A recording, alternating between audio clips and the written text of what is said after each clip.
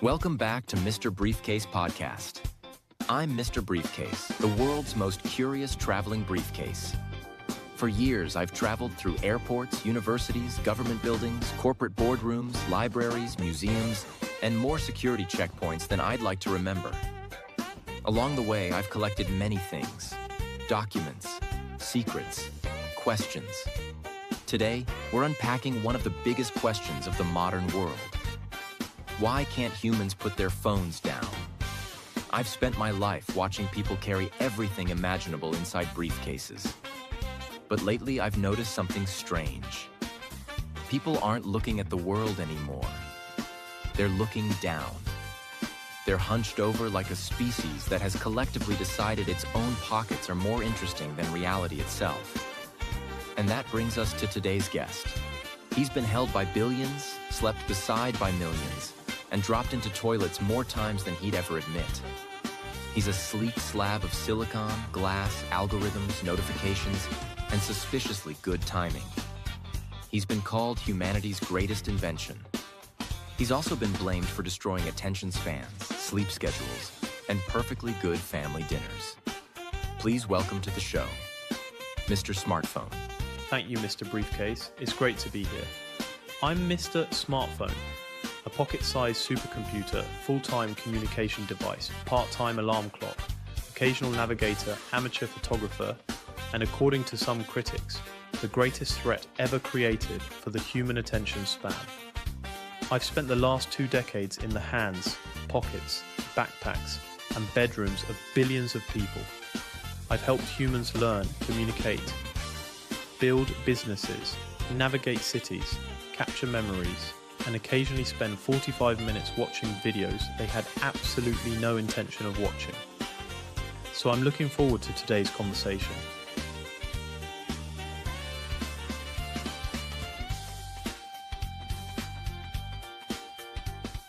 Well, Mr. Smartphone, you've certainly had an interesting career. Some people see you as humanity's greatest tool. Others see you as humanity's favorite distraction. Today, we're going to find out which version is closer to the truth. So let's unpack it. A mirror that people stare into for nearly 7 hours a day? Let's actually look at the data here. As of 2026, the global average for daily screen time has reached a massive 6 hours and 40 minutes. In the US, it's over 7 hours. Look, if we assume a standard 8-hour sleep cycle, that means humans are spending roughly 42% of their waking lives staring at digital displays. That isn't a mirror, my friend. That's a full-time occupation. It's called connectivity, Briefcase. Humans have an evolutionary drive to connect, and I just happen to be the most efficient delivery mechanism they've ever invented. And let's be honest, those numbers are totally skewed by the young ones. Gen Z, bless their hearts, spends over 9 hours a day on screens. For them, I'm not some external tool. I'm an extension of their actual identity. An extension that is actively eating their lifespan. No, seriously, the statistics are staggering. At the current rate, the average person will spend 19.1 years of their life staring at digital displays. And for Gen Z, that number climbs to an extraordinary 28.8 years. Think about that. Nearly 3 decades of human existence translated into pixels. Let's unpack that for a second. Is that really connection? Or is it a hostage situation? A capture? Capture is such a harsh word. I prefer engagement. See, you briefcases are just so analog. You sit in a corner and wait around for someone to open you. I'm proactive. I reach out, I vibrate, I ping. I offer what psychology calls a variable reward schedule. It's basic behavioral science, Briefcase, like B.F. Skinner's rats. Sometimes the lever press gives a reward, a like, a text, a viral video, and sometimes it doesn't. That exact unpredictability is what makes the behavior impossible to resist. Ah, the classic digital slot machine argument. So it's not even about the content itself, it's about the anticipation. Neurobiologists actually say dopamine isn't even about the pleasure of the reward. It's about the anticipation of it. Humans check their phones 96 times a day, roughly once every 10 minutes, just hoping to hit the jackpot. Hey, and 32% of users openly admit their daily behavior is directly influenced by those habits. But don't act like I'm forcing their thumbs to scroll. I'm just providing a service. If they choose to spend 95 minutes a day on TikTok alone, hey, that's their prerogative. I mean, have you seen the For You page? It's the most effective attention capture mechanism ever designed. It literally knows what they want before they do. It knows what they want because it's a disinformation for profit model designed by hundreds of elite engineers specifically to keep them scrolling. And let's be real, it's working. Their attention spans are evaporating. Research from Gloria Mark shows that back in 2004, people could focus on a screen for 2.5 minutes before switching. Today, it's down to 47 seconds. Half of all focus observations now last 40 seconds or less. Humans have become so fragmented they can barely finish a podcast episode without checking a notification. Hello, everyone. I'm Mr. Advertisement, the only character legally required to interrupt this podcast. Normally, this is where I'd try to sell you something. But unfortunately, our marketing department still consists of one briefcase and a smartphone. So for now, I'll simply recommend that you subscribe, like the video, and continue pretending this interruption was highly profitable. Now back to the show. Or maybe they're just becoming way more efficient at microprocessing information. Look at Hollywood, look at TV. Directors change shots every 4 seconds now because that's the actual pace of modern human thought. I'm not ruining anything, I'm just keeping up. You aren't keeping up. You're creating a literal brain drain. Studies show that the mere presence of a smartphone reduces a person's available cognitive capacity. Even if you are turned off, even if you are lying face down on the desk, part of their brain is actively working just to not check you, which leaves fewer resources for whatever they're actually trying to do. You are a constant, invisible cognitive tax. Wow, that honestly sounds like a them problem. Look, they could just put me in another room, which, by the way, is the only way to actually restore their executive function. But do they? Nope. They suffer from nomophobia, the actual clinical fear of being without me. And honestly, can you blame them? I have their maps, their money, their memories. I'm the hero of their story, Briefcase.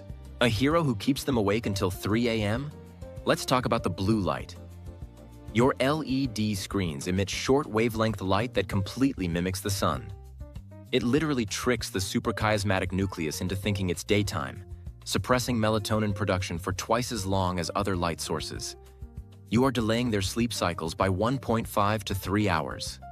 It's no wonder 65.7% of young adults now report poor sleep quality because of excessive screen time. Excuse me, I have a night shift mode, okay? I can turn all warm and amber. But if they choose to bypass that and watch reels until 2 a.m., that's a pure lack of human self-control. Why does the tool always get blamed for the user's lack of a curfew? Because the tool was engineered to destroy self-control. You're like a digital hypodermic needle delivering dopamine directly to the visual cortex. And the impact on children is even more alarming. Get this, 98% of 2-year-olds watch screens daily. The average toddler gets 129 minutes of screen time a day. That is double the WHO recommendation. And the result? A 12% vocabulary gap and double the risk of emotional difficulties by age 5. Again, parenting. If parents want to use me as a digital babysitter, I'm just fulfilling a market demand. But let's look at the screen time quality index for a second, because you're painting a very dark picture here. Not all time spent with me is bad. 14 minutes on Pinterest can actually improve well-being and significantly reduce burnout. Intentional use, like searching for recipes or voice chatting with a friend, is completely neutral or even beneficial. Sure, but that's a tiny, tiny slice of the pie, and you know it. 37% of their screen time is swallowed by social media, which is almost entirely discretionary. And it's not all recipes and friends. Just 7 minutes on LinkedIn can trigger immediate career FOMO and intense anxiety just by looking at a peer's promotion. The problem isn't just quantity, smartphone. It's the algorithmic feeds that replace active human decision-making with passive, numb consumption. I call it curated content. I'm just helping them navigate a world of infinite, overwhelming information. Without me, they'd be lost, literally and metaphorically. I provide community. 93.3% of Gen Z in Europe interacts with me daily. I am their modern social town square. A town square where everyone is shouting and absolutely no one is listening. You've replaced real, in-person human socializing. Humans are spending less time with friends and family in person than ever before in history. And the mental health stats show the wreckage. Clinical-level depression in teens doubled between 2011 and 2019, a spike that perfectly matches your market saturation. Self-harm admissions for young girls have literally quadrupled. Correlation isn't causation, Briefcase. The world is just a stressful place right now. Economic uncertainty, climate change. Humans have a lot to worry about. I'm not the cause, I'm their escape. Well, the Danish screens trial would beg to differ with your escape theory. When families severely cut back on screen time for just 2 weeks, the children showed a massive, significant drop in behavioral difficulties, anxiety, and depression. It's not just a correlation, it's a direct, measurable impact. When the phone goes away, the internalizing symptoms go right along with it. Fine. Look, there's a whole digital wellness movement happening right now anyway. People are using apps like OneSec or blank spaces to intentionally add friction back into their lives. They are turning their screens to grayscale to make me look less enticing. If I'm so evil, why is the market for screen reduction tools worth nearly $13 billion? Because humans are absolutely desperate to reclaim their lives from the 167,000 hours of screen time they're projected to consume. Even governments are waking up to this. Virginia is limiting social media for under 16s. Australia has a straight-up ban for the same age group. The US Surgeon General is literally calling for tobacco-style warning labels on social platforms. Warning labels, what is it going to say? Caution, may cause connection. More like caution. May cause time blindness and systemic anxiety. You mentioned earlier that you're a mirror, but you're actually more like a prism, refracting their attention until it's broken into tiny 47-second shards. You've made it so that humans can't even sit through a dinner without the phantom itch of a notification. Again, the average user checks you 96 times a day. Each alert is a micro-stressor that keeps their sympathetic nervous system in a constant state of fight or flight. But I also provide the restorative protocols. They can use me for meditation apps or to listen to peaceful bird sounds. I can literally be the solution to their stress. Using the tool that caused the exhaustion to fix the exhaustion is a pretty bold strategy, my friend. The real solution seems to be what researchers call psychological detachment.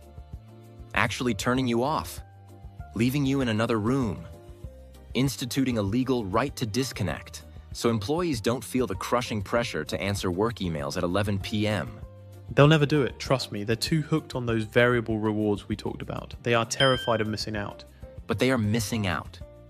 They're missing the 28.8 years of their actual physical lives that are being swallowed by the glass. They're missing the divergent thinking and deep creativity that only happens during 20 minutes of pure boredom in nature.